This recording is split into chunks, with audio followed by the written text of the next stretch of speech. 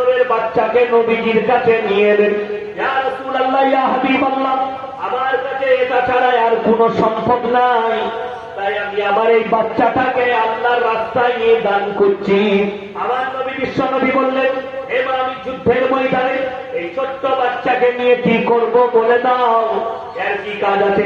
আমার নবী বিশ্ব নবীকে বললেন, ইয়া রাসূলুল্লাহ, ইয়া হাবিবাল্লাহ, আপনাকে এত ভালোবাসা সম্পর্কে জ্ঞান নেই, যার কোরআন সম্পর্কে জ্ঞান নেই, যার দ্বীন সম্পর্কে জ্ঞান নেই, ওয়াসিম রিজভী, তার সঙ্গে কথা বলায় আমাদের তৌহিদ হবে।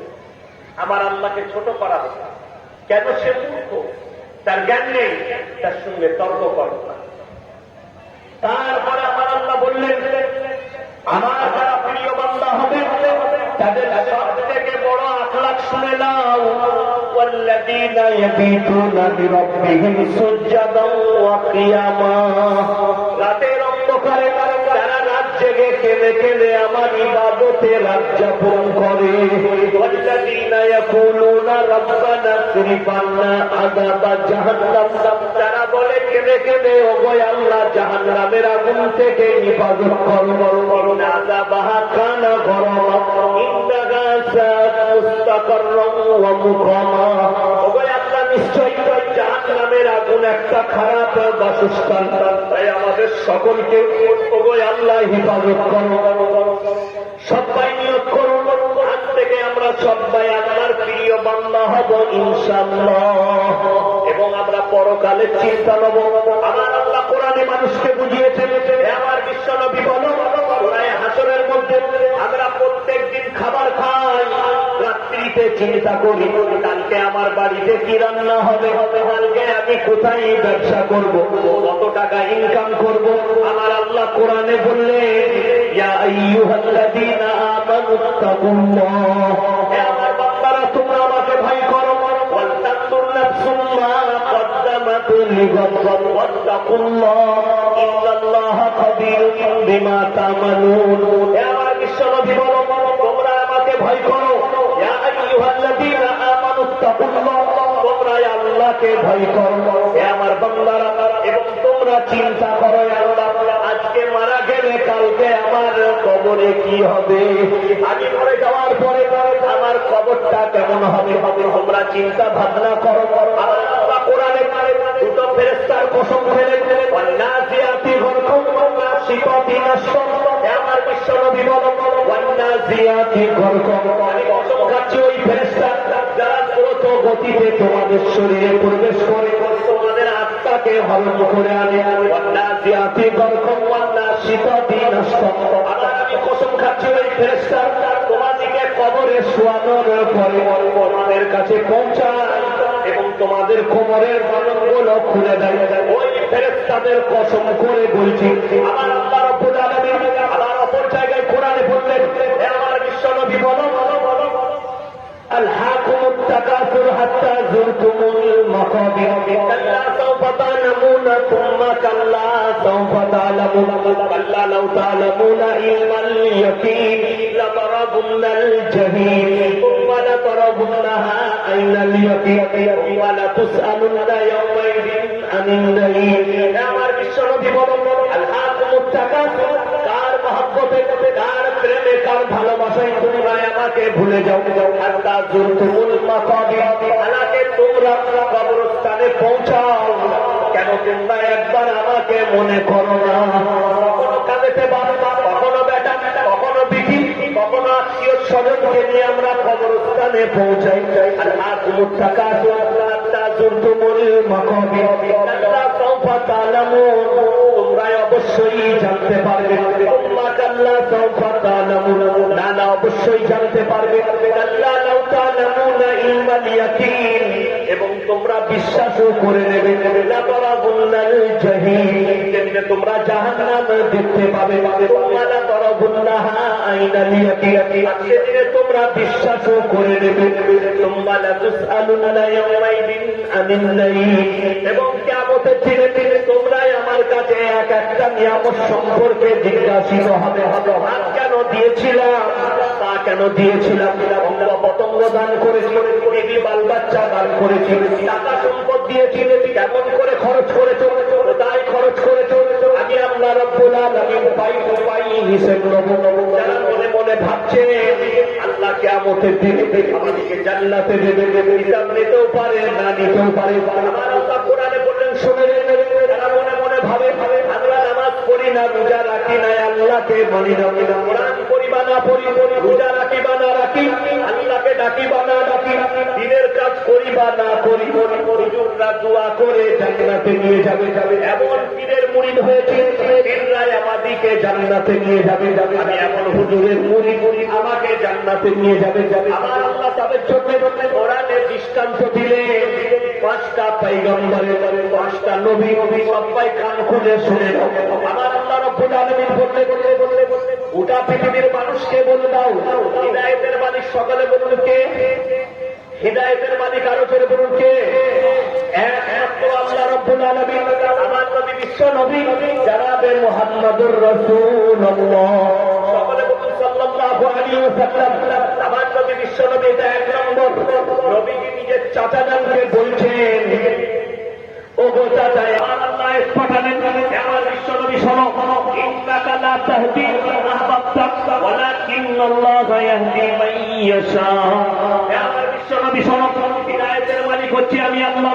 তুমি যদি কিয়ামত পর্যন্ত তোমার চাচাকে বলাই আমার ইচ্ছা নেই, তাই তোমার চাচা কলমা পড়তে পারবে না।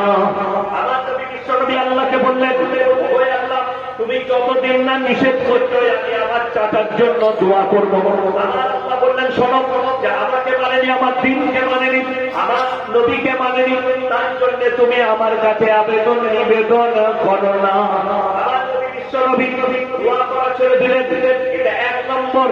আমার নবী বিশ্ব নবী নিজের চাচাকে কলমা পড়াতে পারেননি, আল্লাহর ইচ্ছা নেই, নবীকে মানেনি, দিনকে মানেনি।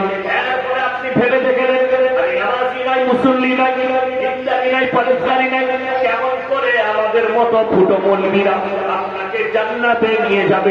এটা 1 নম্বর গেল। 2 নম্বর চলুন, তিনি হচ্ছেন হযরতে ঈসা মাসীহ।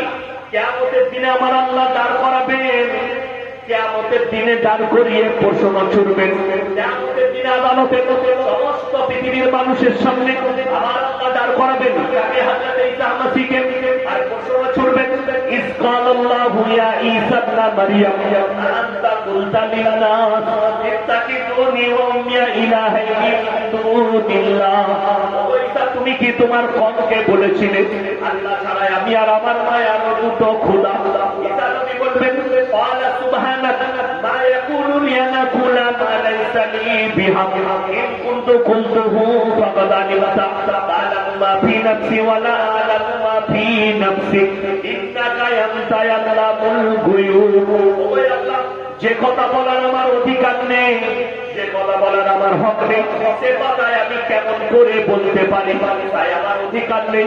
আমার আল্লাহ বললেন, হে আমার ঈসা মাসীহ, আমি সব জানি, এদিকে বিশ্বাস স্থাপনের জন্য দাঁড় করিয়েছি, আর তোমাকে প্রশ্ন করা হলো। ঈসা মাসীহ চোখ দিয়ে পানি আসবে।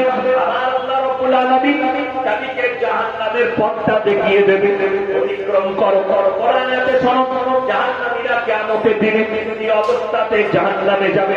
কোরআন বলছে শোনো, ওয়াল্লাযীনা কাফারু ইলা জাহান্নামা যুমারা।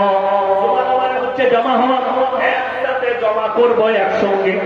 একটা দড়ির মধ্যে শিকলে 10-12টা করে গরুর পালের মতো বাঁধা হবে, আর নাটিয়ে নিয়ে যাওয়া হবে ঘোড়া মারতে মারতে।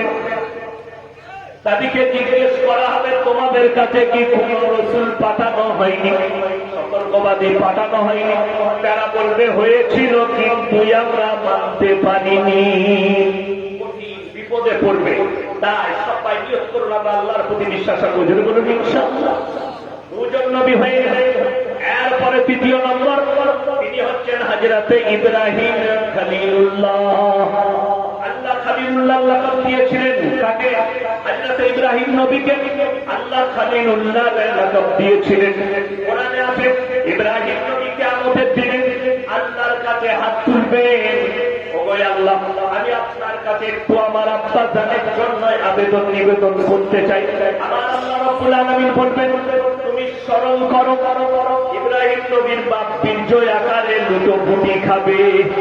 ইব্রাহিম নবীকে বলা হবে তুমি স্মরণ করো যেদিনে তোমাকে আগুনেতে নিক্ষেপ করা হয়েছে আমি আল্লাহ রাব্বুল আলামিন হেফাজত করেছি না তোমার আব্বা জানের হেফাজত করেছে।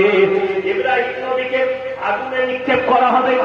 ইব্রাহিম নবীর আব্বা জান বলছেন ওগো আমার বেটা পুত্র ইব্রাহিম তুমি নমরুদকে মেনে নাও আর আমাদের দেব দেবীকে মেনে নাও, আমি অনুরোধ করবো তোমাকে ছেড়ে দেবে।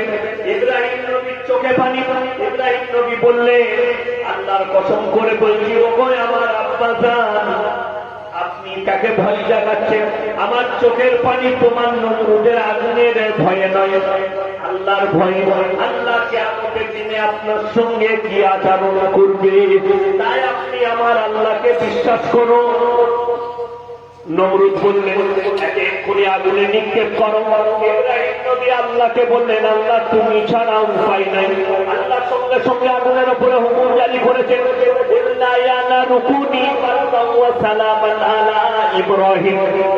তুমি ক্ষান্ত হও আমার ইব্রাহিমের জন্য তোমার ফুলের বাগিচা হয়ে যাও। ইব্রাহিম নবী সেখানে সিংহাসনে বসে আল্লাহর জিকির করেছে, বলুন সুবহানাল্লাহ। আজকে কিয়ামতের দিনে তোমার আব্বা জানের জন্য তোমার আবেদন নিবেদন রাখা হবে না। তিনজন নবী চলে গেলেন।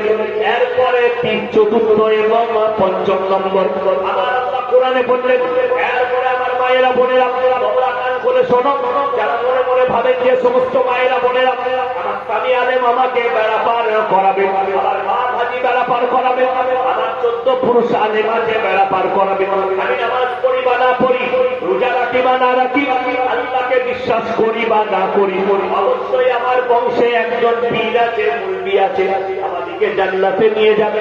আমার আল্লাহ বললেন পৃথিবীর ওই সমস্ত রমণীদের জন্য দৃষ্টান্ত দিচ্ছি। দারাবাল্লাহু মাসালান লিল্লাযীনা কাফারু ইমরাআতা নূহ ওয়া ইমরাআতা লূত কানাতা তাহতা আবদাইনি মিন ইবাদিনা সালিহিন ফাকালাতাহুমা ফালাম ইউগনি আনহুমা মিনাল্লাহি শাইয়্যা ওয়া কিলা ইদখুলান নারা মা'আদ দাখিলিন। আমার দুজন মুনাফিক নবী আমি পয়গম্বর নূহ নবী আর লূত নবী দুজনের বিবিকে জাহান্নামে দেব, তারা মুখ করে দাঁড়িয়ে থাকবে। হযরত নূহ নবী নৌকার উপরে ও মানবরে শোনো, আজকে মানুষ মদ খেয়ে মারা গেছে, আমাদের মতো মৌলবীদিকে ডাকা হয় হুজুর দোয়া করে জান্নাতে পাঠাতে হবে। দাদা খেয়ে মারা গেছে, নাস্তিক মারা গেছে, আল্লাহকে বিশ্বাস করে না মারা গেছে, তাদের জন্য বলে হুজুররা দোয়া করে জান্নাতে দেবে। আমার আল্লাহ রাব্বুল আলামিন বললেন হে বিশ্ববাসী, হে আমার বিশ্ব নবী, এটা তুমি দৃষ্টান্ত দিচ্ছি শুনিয়ে দাও তোমার উম্মত আর উম্মতিকে। হযরত নূহ নবী নৌকার উপরে, হযরত নূহ নবী নৌকার উপরে আল্লাহর কাছে দোয়া করছেন, ওগো আল্লাহ হে আমার ঔরসজাত পুত্র নূহ নবীর ছেলে কিনানি এ পানিতে হাবুডুবু খাচ্ছেন। নূহ নবী আল্লাহকে বললেন ওগো আল্লাহ আমি আমার এই সন্তানের জন্য হাত তুলেছি, আমার সন্তানকে হেফাজত করো। আমার আল্লাহ বললেন লামিনাল খাসিরিন, হে আমার নূহ শুনে নাও, হাত নামিয়ে দাও, যে আমাকে মানে না, আমার নবীকে মানে না, আমার দিনকে বিশ্বাস করেনি, তার জন্য তুমি আমার কাছে আবেদন নিবেদন করো না, তা না হলে তোমাকেও আমি ক্ষতিগ্রস্তদের মধ্যে ফেলে দেব। নবীর হাত নেমে গেছে। এরপরে ডিসকাস করো আমাদের মতো ফুটো মন্দির দোয়াতে কেমন করে জান্নাতে যাবে। আমাদের দেশে কিছু মানুষের ভাষা যে মরে গেছে, কোন মুরগি পৃথিবী শুনেছেন আমাদের যতগুলো হুজুর আছে কেউ দোয়া করে আল্লাহ আমাকে হায়ার করে এনেছে, 3 বোতল মদ খেয়ে মারা গেছে আর বাপকে দাও করে জান্নাতে দোয়া শুনেছেন কোথাও? সেই মুরগিটুকু ফাটাবে আর তার তো ফাটানি হবে। আমরা দোয়া করি আল্লাহ মুমিনিন মুমিনাত মুসলিমিন মুসলিমাত, দোয়া করা যায়। একজন নাস্তিক মারা গেছে, ইমাম সাহেবকে তার জানাজা পড়াতে হবে। ইমাম সাহেব যদি বলে বাবা নাস্তিকের জানাজা নামাজ কিসে, তো বলবে সকালবেলায় ঘুমি পাটি নিয়ে বাড়ি চলে যান, আপনার দরকার নেই। ঠিক বলছি না? গ্রামের বড়রা বলে তোমার মতো ইমামের দরকার নেই, কিন্তু লেখে দিয়েছে কেউ যদি নাস্তিক হয় জানতে পারেন প্রকাশ্যে নাস্তিক, তার জানাজার নামাজ পড়া লাগবে না। তাকে কুকুরকে খাইয়ে দে, নদীতে ফেলে দে, ভাগাড়ে ফেলে দে, তার জানাজার নামাজ নেই। জানাজার নামাজ তার জন্যে যার ঈমান আছে, যে আল্লাহকে বিশ্বাস করেছে, যে মুমিন, তার জন্য জানাজার নামাজ। আমরা তো জানাজার নামাজ পড়ি কার? সুদ করে, গাঁজা করে, মাতালে। একজন নাস্তিকের জানাজার নামাজ হয়, ইমাম সাহেব ফতোয়া দিলে ইমাম সাহেব আর জায়গা খুঁজে পাবেন না। ইমাম সাহেবকে বলে তাড়িয়ে দাও এই ইমামকে। আমার এলাকায় একজন ইমাম সাহেব রমজান মাসে ফতোয়া দিয়েছিল যে রমজান মাসে এলান করছে যে মাইয়াত বাড়িতে যারা এসছেন তারা খানা খেয়ে যাবে। তো ইমাম সাহেব বললে রমজান মাসে খানার এলান করেন, রমজান মাসে খানা খেলে শুয়োর খাওয়া হবে, এটা বলেছে। বলে সকালবেলা ঘর চলে যাওয়া। ইমামের ছুটি। রমজান মাসে খানার এলান করাটা অপরাধ, বুঝতে পেরেছেন? ঠিক না ভুল? অপরাধ। কিন্তু এই কথাটা প্রতিবাদ করার কারণে ইমাম সাহেবকে তাড়িয়ে দেওয়া হয়েছে। এরকম হাজারো দলিল আছে, কিন্তু আমার কোনো ব্যাপার নেই। আজকে আপনারা দাওয়াত দিয়েছেন বললে ওকে আর দাওয়াত দিস না, পাশের গ্রামের লোক কেউ দাওয়াত দিবে। আমার চাকরি যাবার ভয় নেই, ঠিক বলছি না? কিন্তু ইমাম সাহেবের চাকরি যাবার ভয় আছে। কষ্ট হয় আমাদের সমাজের লোককে দেখে, আমরা ভরসা করি। কালকে আমাকে একজন ফোন করেছিল, ইউটিউবে জলসা শুনেছে, হুজুর আপনি পীর বিরোধী লোক। আমি পীর বিরোধী হতে যাব? আমার ঘরে তো আমার পীর আছে। কে? আমার মা। আমার মা। এখন কিছু লোক আমাকে সে বলছে পীর না ধরে জান্নাতে যাবেন কি করে? আপনি কেন যাওয়া যাবে না? বললেন না। আমরা আমার কাছে যদি দলিল থাকে যাওয়া। আপনারা কি বলছেন? আমি কিন্তু আমার বাপের ডায়েরি থেকে দলিল দেবো না, কোরআন থেকে দলিল দেবো। বাড়িতে গিয়ে খুলে দেখে দেব। বলছে একটা মুখ্যমন্ত্রীর সঙ্গে দেখা করতে গেলে প্রথমে নেতার সঙ্গে সই নিতে হবে, দেখা করতে হবে, তারপরে এমএলএর হাত ধরে, তারপরে মুখ্যমন্ত্রীর সঙ্গে। তাকে বললাম, বাবা মুখ্যমন্ত্রী যদি আমার ঘরের লোক হয় তাহলে কার সঙ্গে দেখা করব? বুঝতে পেরেছেন আমার কথা? মুখ্যমন্ত্রী যদি আমার ঘরের লোক হয়, আমার সঙ্গে সম্পর্ক থাকে, তাইলে আর মধ্যেখানে কেউ কি লাগবে? কথাগুলো লাগবে? লাগবে না, ডাইরেক্ট পাওয়া যাবে, তাই না? কোরআন খুলুন, 21 পারা। কত পারা বললাম? 21 পারা, সূরা সিজদা। কোন সূরা বললাম? সূরা সিজদা। তাতাজাফা জুনুবুহুম আনিল মাদাজি ইয়াদউনা রাব্বাহুম খাওফান ওয়া তামাআন ওয়া মিম্মা রাযাকনাহুম ইউনফিকুন। হে আমার বিশ্বনবী বলো, যখন গোটা পৃথিবীর সবাই নিদ্রায় চলে যাবে, সবাই ঘুমিয়ে যাবে, যারাই আমার সঙ্গে সম্পর্ক করতে চায় তারা তখন তাহাজ্জুদের পার্টিতে চলে আসবে, নামাজ পড়ে আমার কাছে কান্নাকাটি করবে, ডাইরেক্ট আমার সঙ্গে মহব্বত হবে, ডাইরেক্ট আমার সঙ্গে সম্পর্ক হবে। প্রেম জানেন? ছেলেরা যখন কোন মেয়েকে প্রেম করে, দেখেছেন সবার সামনে প্রকাশ করে, লুকিয়ে। কোথায়? সবাই বাড়ি ঘুমিয়ে গেছে, রাতের বেলায় প্রেমিকাকে ফোন লাগিয়ে বলছে তোমাকে না পেলে মারা যাবো, গলায় জড়িয়ে যাবো, বিষ খাবো। ওই প্রেমটাই কিন্তু আসল প্রেম, ওই মহব্বতটাই আসল মহব্বত। তাই আমার আল্লাহ রাব্বুল আলামিন বললেন, তোমরা যদি আমার সঙ্গে প্রেম করতে চাও, সম্পর্ক করতে চাও, তাতাজাফা জুনুবুহুম আনিল মাদাজি, রাতের অন্ধকারে সবাই ঘুমিয়ে যাবে, নামাজের পার্টিতে চলে এসো, আর তোমরা আমার কাছে কান্নাকাটি করো, ডাইরেক্ট নিরালাতে আমার সঙ্গে সম্পর্ক হবে। যতগুলো পৃথিবীর আল্লাহর ওলি আছেন, সবাই রাতের অন্ধকারে কান্নাকাটি করে আল্লাহর সঙ্গে ডাইরেক্ট সম্পর্ক গড়িয়েছে। নিরালায় যে চোখের পানিটা পড়বে, ওটাই একমাত্র আল্লাহর ভয়ে পড়বে, আল্লাহর প্রেমে ভালোবাসাই পড়বে। আমার আল্লাহ কোরআনে অপর জায়গায় বলেছেন, আজকে আমরা আমার সন্তানের উপরে ভরসা করি, বাপের উপরে ভরসা করি। যারা মনে মনে ভাবছেন আমি এক ম্যাচ ধরে পেরবো, হুজুর আমার চিন্তা নেই, আপনার পেছনটা ধরে পেরিয়ে যাবো কিয়ামতের দিনে। বলেন না অনেকজন হুজুর দিকে, হুজুর আপনার পেছন ধরে পেরিয়ে যাবো।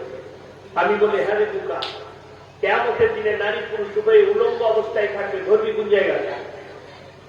বুঝতে পেরেছেন না? পারেন রসা বাঁধতে হবে, দড়ি নিয়ে যেতে হবে হুজুরের কোমে বাঁধার জন্য। কোরআন শুনুন, খুব ছোট্ট একটা ওয়ার্ড শোনায়, आतीहिम यौमल क़ियामति फरदा, जबकि क़यामत के दिन होंगे, सारे दुनिया के लोग होंगे और अकेले अकेले हमारे सामने आओगे। তোমরা সবাই একা একা আমার সামনে হাজিরি দিবে, সঙ্গে কেউ থাকবে না। এটা একটা গেল। আর একটা সূরা লুকমানের শেষ পৃষ্ঠা, শেষ রূপ, ইয়া আইয়ুহান নাসু তাকু রাব্বাকুম ওয়াখশাউ ইয়াওমান লা ইয়াজজি ওয়ালিদুন আন ওয়ালাদিহি। হে আমার বিশ্ব নবী বলো, কিয়ামতের দিনকে তোমরা ভয় করো, যেদিনে বাপ বেটার কোনো উপকারে আসবে না, বেটা বাপের কোনো উপকারে আসবে না। কেউ কারোর জন্য এতটুকু বোঝা বহন করবে না। কিয়ামতের দিনটা এত খতরনাক হবে, কেউ কারোর জন্য এতটুকু বোঝা বহন করবে না। তাই সবাই নিয়ত করুন, আমরা সবাই আজ থেকে 5 ওয়াক্তের নামাজ পড়বো। জোরে বলুন ইনশাআল্লাহ। 5 ওয়াক্তের নামাজ, মুসলিম দিনদার পরিষ্কার। কষ্ট হয় আমার যুবক ভাইদের থেকে। 14 বছর আগে আমার নবী কি দিন দিয়ে গেলে, দাড়ি বড়, জানেন আমার দাড়ি বের হয়নি। অনেক জনা ইউটিউবে প্রশ্ন করে হুজুরের দাড়ি নাই কেন? আমার কষ্ট হয় শুনে যে আল্লাহ আমাকে সব দিয়েছে, দাড়ি দেয়নি। আমার ছাত্রদের যেদিকে আমি পড়াই মাদ্রাসায়, তাদের দাড়ি আমার থেকে বড় বড়। তো আল্লাহ আমাকে দেয়নি, আমি কি করবো? আমি তো দোয়া করি আল্লাহ আমাকে দাড়ি দাও। আমার আব্বা জানের দাড়ি খুব বড়, আমার সব ভাইয়ের দাড়ি ভালো, কিন্তু আমার দাড়ি নেই। আল্লাহ দেয়নি, কি করবো? অনেকে প্রশ্ন করে। আমাদের দেশের যুবকরা কি বুঝলেন, দেখেছিলেন ফেসবুকে ইন্টারনেটে ভাইরাল হয়েছিল, পেপারে ছেপেছিল, উত্তরপ্রদেশে যোগী আদিত্যনাথ একটা পুলিশ অফিসারের দাড়ি কাটা করিয়েছে। ঠিক বলছি না? ভুল বলছি? পুলিশ অফিসার, সে বড় বাবু, তাকে সাসপেন্ড করা হয়েছিল 1 সপ্তাহ। এসপি সাসপেন্ড করে এলো, কেন? আপনাকে দাড়ি কেটে জয়েনিং করতে হবে। বড় বড় দাড়ি, বেচারা দাড়ি কেটে জয়েনিং করেছে। আমাকে যুবকরা খারাপ খারাপ কমেন্ট করেছে, কার জন্য? যোগী আদিত্যনাথের জন্য। মুসলমানদের উপরে অত্যাচার, খারাপ মানুষ, সে খারাপ নেতা, বাদরের মতো দেখতে, বহু কিছু বলছে। আমি বলি যোগী তো আমরা সকলে জানি সে ইসলামের দুশ্মন। আর হাজার হাজার মুসলমান যুবক যারা সেলুনে বসে দাড়িগুলো চেপে দেয়, দাড়িকে কি বলে গালি? তাকে কোন গাদ্দার বলে? হালাকে আমার নবীজি বলেছেন, বুখারী শরীফের রিওয়ায়েতে আছে, যারা লম্বা লম্বা সাদা সাদা দাড়ি নিয়ে কবরে আসে, আমি আল্লাহ তাদেরকে আযাব দিতে লজ্জা বোধ করি। জোরে বলুন সুবহানাল্লাহ। বড় বড় দাড়ি নিয়ে যারা কবরে আসে, যাদের দাড়ি আছে, তারা সৌভাগ্যবান। আল্লাহ তুমি আমার বুকে দাড়ি দিয়েছো। দাড়ি নিয়ে আমার যুবক ভাইরা, ফিল্মের আর্টিস্টরা, কদিন আগে একজন নাচনেওয়ালা ফিল্মের আর্টিস্ট, সে চুল কাটলে আমাদের যুবকরা তাদের মধ্যে চুল কাটে।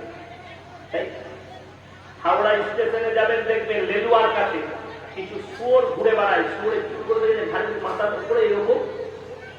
ঠিক কিছু যুবক দুদিকটা কাটা এমন চুল কাটতে বলছে শুয়োরের মাথাটা, বললে এরা রাগ করে।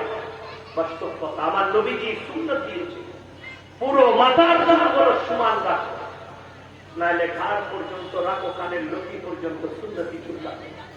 একটা সুন্নাতকে চিন্তা করলে 100টা শহীদের মর্তবা পাওয়া যাবে। জোরে বলুন সুবহানাল্লাহ। আপনি কয়টা সুন্নাতকে চিন্তা করলে নবীজি, আমরা দাড়িগুলো চেঁচে দিই, চলার পথটা আমরা বেছে নিয়েছি কাদের? বেঈমান আর কাফেরদের চলার পথ। তা না হলে মুসলমান আজকে আপনাদেরকে বলে দিই, এই 12ই রবিউল আউয়াল গুজরে গেল, তাই না? নবী দিবস, নবীজির জন্মদিন আপনার 24 পরগনা, 24 পরগনা, কলকাতা, হাওড়া, মেদিনীপুর, পূর্ব বর্ধমান, সব জায়গায় ঈদে মিলাদুন নবী পালন হয়েছে। ঠিক বলছি না ভুল বলছি? দেখেন আপনারা পেপারে ঈদে মিলাদুন নবী, কলমা লেখা ঝান্ডা, মাথায় কলমা লেখা রুমাল, হাতে ঝান্ডা। বেলা 10টায় বেরিয়েছে, কোথা থেকে? হাওড়া থেকে। মুন্সির হাট হয়ে ফুরফুরা এক ওয়াক্তের নামাজ পড়ে। কথাটা বুঝতে পেরেছেন না পারেন?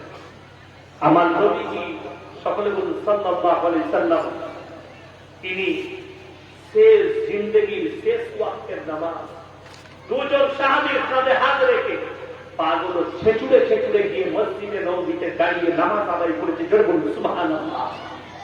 আর এরা কোন নবীর ভালোবাসার মানুষ, কি নবীর আশিক, কলমালাকা টানা নিয়ে ঈদে মিলাদুন নবী পালন করছে। আমার ইউটিউব চ্যানেল খুলে দেখবেন, মোল্লা ইয়াসিন অফিসিয়াল চ্যানেল। সেই চ্যানেলে আমি একটা পোস্ট দিয়েছি 12ই রবিউল আউয়ালের দিন। আমার হাওড়া ফুরফুরার পাশে জগন্নাথপুরে জলসা ছিল, আমি পোস্ট করে দিচ্ছি। বর্ধমান টাউনে, আমার বর্ধমান টাউনের মধ্যে নবাবহাট বলে একটা জায়গা আছে, সেইখানে বিভিন্ন গ্রাম থেকে ডিজে বক্স নিয়ে হাজির হয়েছে, সব হিন্দি গান চলছে। আর কলমালাকা ঠান্ডা টাঙানো আছে গাড়িতে, ঈদে মিলাদুন নবী পালন করছে। বললেই বলবে এটা দেওবন্দি বলবে, এটা অমুক বলবে, এটা এই বলবি। কে বলল আপনার? আমাদের বয়সের মানুষ মহররম পালন করে, লাঠি খেলে, গান বাজনা করে, ইমামপাড়া তৈরি করে, হযরতে হোসেনের কবর তৈরি করে, করে না? মন্দির মাটি করে। ইসলাম মিথ্যার উপরে চলে না সত্যের উপরে? বাবাজি একটু করে বলুন। সত্যের উপরে যদি ইসলাম চলে, হযরতে হোসেন শুয়ে আছেন কোথায়? ইরাকের মাটিতে কারবালায় শহীদ হয়েছে। আর মন্দির মাটি হচ্ছে কোথায়? বলে বসিরহাটে। বুঝতে পেরেছেন না? এখানে কবর নাই, একটা কাল্পনিক কবর তৈরি করা হয়েছে। কাল্পনিক মানে মিথ্যা কবর, সেটার উপরে মন্দির মাটি হবে। আমি শুধু আমাদের দেওবন্দি বলবি দলিল দেব, তাহলে বলবে এরা তো দেওবন্দি বলবি। যারা নিজের দিকে আহলে সুন্নাতুল জামাত বলছে যে আমরা আহলে সুন্নাতুল জামাত, আমি তাদেরকে বলতে চাই সব থেকে বড় আলেম আহমদ রাজা খান আলা হযরত, তিনি তিনার ফতোয়ায়ে রিজভিয়া খণ্ড নম্বর 24 পৃষ্ঠা নম্বর 497 লিখেছে, কাল্পনিক ভাবে ইমামপাড়া তৈরি করা, হোসেনের রওজা করা, ফাতিহা করা, নিয়াজ করা, দুয়া করা, মিলাদ করা নাজায়েজ আর হারাম। আমাদের কোন মৌলবি বলে নাই, এটা আহমদ রাজা খান তার ফতোয়ায়ে রিজভিয়া। আমি খণ্ড নম্বর বলে দিলাম 24 আর পৃষ্ঠা নম্বর 497 খুলে দেখে আমাকে ফোন করবে। ইউটিউবে আমার বহু জায়গায় নম্বর দিয়া। কষ্ট হয় কোথায়? নামাজ নাই, রোজা নাই, দিনদারি নাই, তাকওয়া নাই, পরহেজগারি নাই। আমি বলছি আমি আশিকে রাসূল, আমার রাসূল আপনাকে আশিকে রাসূল হিসাবে মেনে নেবে। আহলে সুন্নাতুল জামাত মানে কি? সুন্নাতের উপরে পাবন্দ করবে, যারা সুন্নাতের উপরে পাবন্দ সঙ্গে চলে। ওই জন্য নিয়ত করে নেন আজ থেকে আমরা সুন্নাতের পাবন্দ হব। জোরে বলুন ইনশাআল্লাহ। সুন্নাতের উপরে পাবন্দ হব। আমার পরিবারকে, পরিবার বর্গকে আমরা দিনের দাওয়াত দেব, পরকালের জন্য, কালকের জন্য, মরণের পরের জন্য। আমার নবী, বিশ্ব নবী এই দিন প্রচারের জন্য জীবনে বহু কষ্ট করেছেন। করেছেন না করেননি বাবাজি? কতটা কষ্ট করেছে একটু শুনিয়ে দিন। আমার নবী, বিশ্ব নবী জনাবে মুহাম্মদুর রাসূলুল্লাহ, সকলে বলুন সাল্লাল্লাহু আলাইহি ওয়াসাল্লাম। আমার আল্লাহ নবুয়ত দিলেন 40 বছর বয়সে। আমার আল্লাহকে বললেন, ওগো আল্লাহ আমি কাদিকে প্রথমে দাওয়াত দেব। আমার আল্লাহ বললেন কাবা ঘরে যাও, আর কাবা ঘরে দেখবে 360টা মূর্তি রাখা আছে। কাদিকে বলো এগুলো ছুঁড়ে ফেলিয়ে দাও, আর একমাত্র আমার আল্লাহকে বিশ্বাস করো। আমার নবী, বিশ্ব নবী বেঈমান কাফেরদের কাছে গেলে কাবা ঘরে গিয়ে বলল, হে বেঈমান কাফেরের দলেরা শুনে না, তোমরা যে 360টা মডেল দেখেছো এগুলো ছুঁড়ে ফেলো, একমাত্র আমার আল্লাহকে বিশ্বাস করো। বেঈমান কাফেররা বললে, হে মুহাম্মদ শোনো, তোমার একটা মাত্র আল্লাহ, তোমার একটা খোদা, আর আমাদের 360টা, 361টায় আমরা একসাথে উপাসনা করব। আমার আল্লাহ সঙ্গে সঙ্গে বললে, হে আমার বিশ্বনবী বলো, আমি আল্লাহ ভাগে চাষ করি না, নো কম্প্রোমাইজ, আমার ভাগে চাষ চলে না।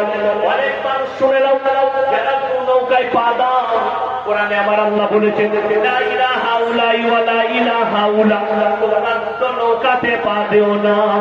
আল্লাহকে বিশ্বাস করে আবার পহেলা বৈশাখ দোকানে কলা গাছ টাঙান। অনেক মুসলমান আছে যারা বিশ্বকর্মা পুজোর দিন লোহালা করে দোকানগুলো ধোয়। তোমরা আল্লাহকে বিশ্বাস করো না, কাকে বিশ্বাস করো? তাই কোরআন বলছে লা ইলাহা ইল্লাল্লাহু ওয়া লা ইলাহা ইল্লাল্লাহ। তোমরা শুনে নাও কান খুলে, নৌকাতে পা দিও না। আমার আল্লাহ বললেন হে আমার বিশ্বনবী শোনো, বেঈমান কাফের দিকে কোরআন শোনাও। ইয়া আইয়ুহাল কাফিরুন লা আবুদু মা তা'বুদুন ওয়া লা আনতুম আবিদুনা মা আবুদ ওয়া লা আবিদু মা আবাদতুম ওয়া লা আনতুম আবিদুনা মা আবুদ লাকুম দীনুকুম ওয়ালিয়া দীন।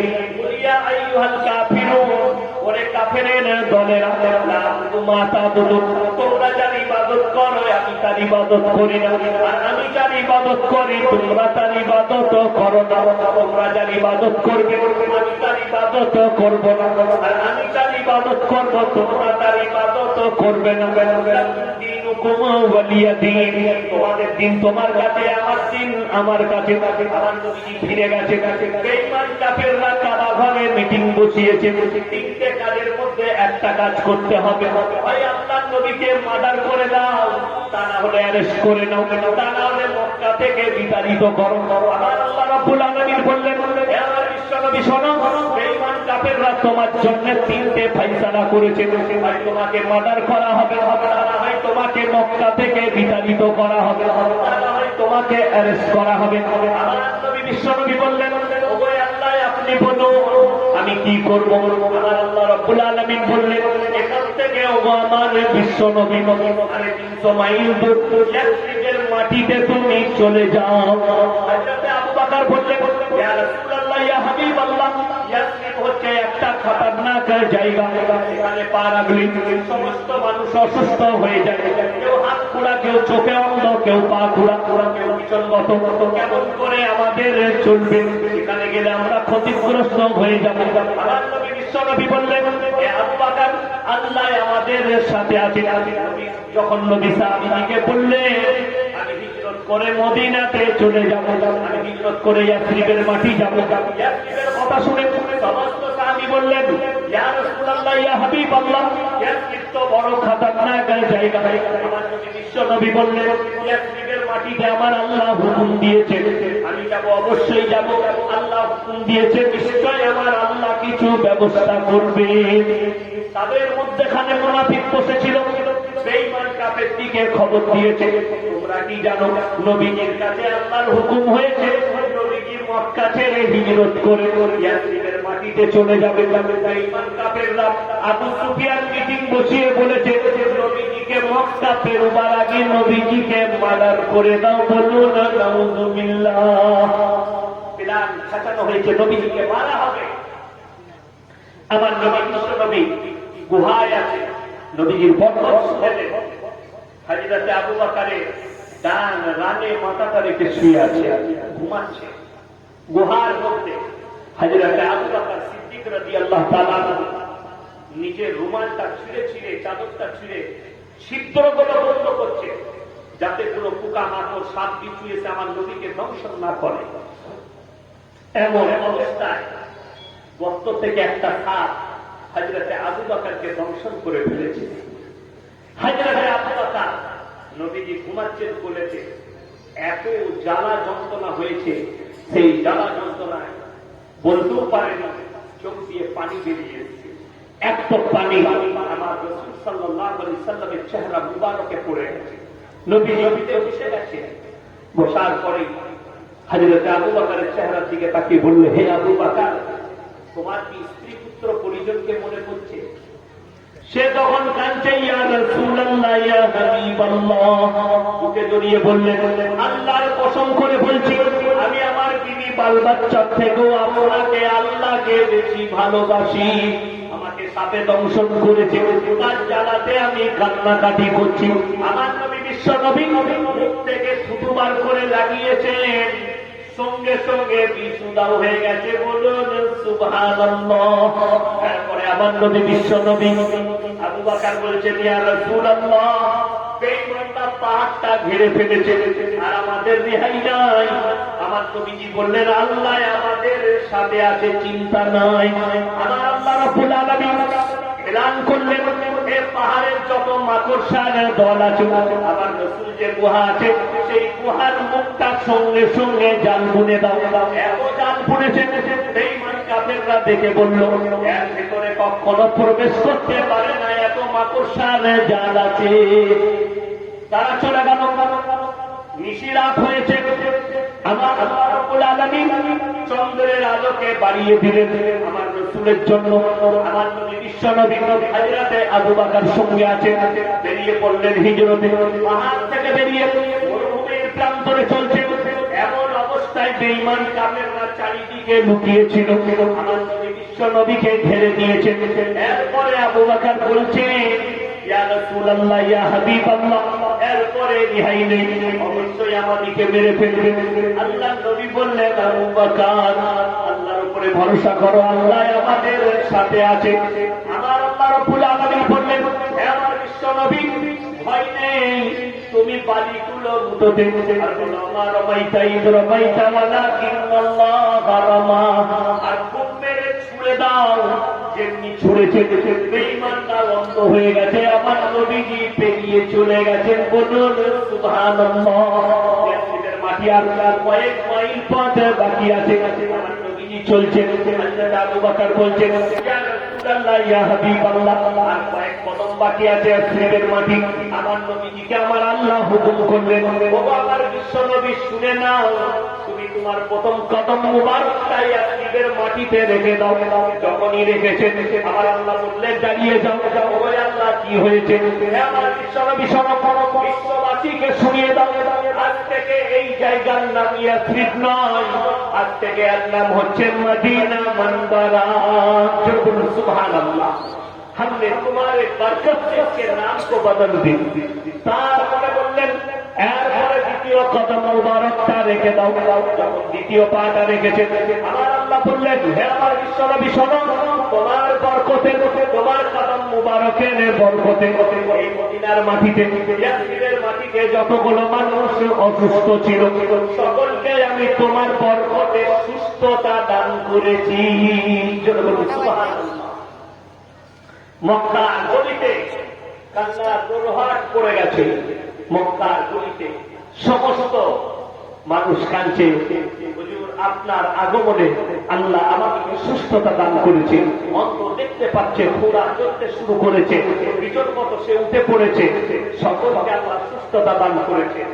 এরপর আমার আল্লাহ বললেন, হে আমার বিশ্বনবী, শোনো, এটাই শেষ বরকত নয়, এরপরে আসল বরকতটা শুনে নাও। আজ থেকে মদিনার মাটি, মদিনার পানি, মদিনার আবহাওয়া যার শরীরে লাগবে, তার শরীরকে আমি জাহান্নামের আগুন থেকে হারাম করে দিলাম। আপনি বুঝলেন হাজী সাহেব যিনারা হজ করতে যায়, তিনারা কতটা বরকত পড়ল।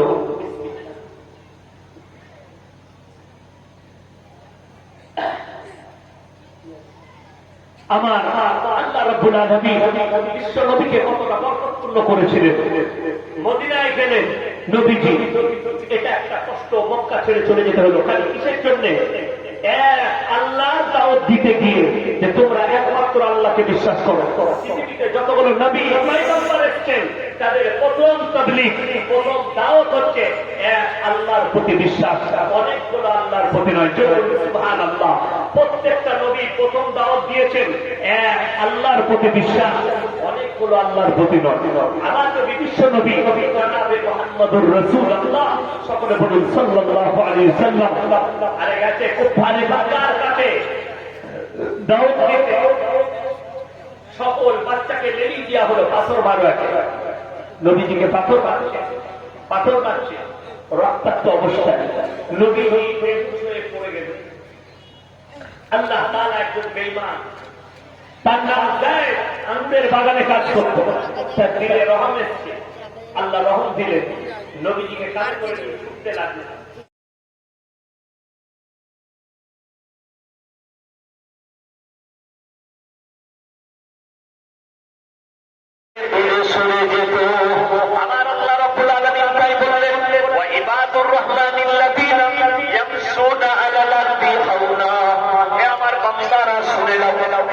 বিশ্বনবী আমার যে প্রিয় বান্দা হবে তার 1 নম্বর আখলাক চরিত্র সারা দুনিয়াতে শান্তির সঙ্গে বিচরণ করবে।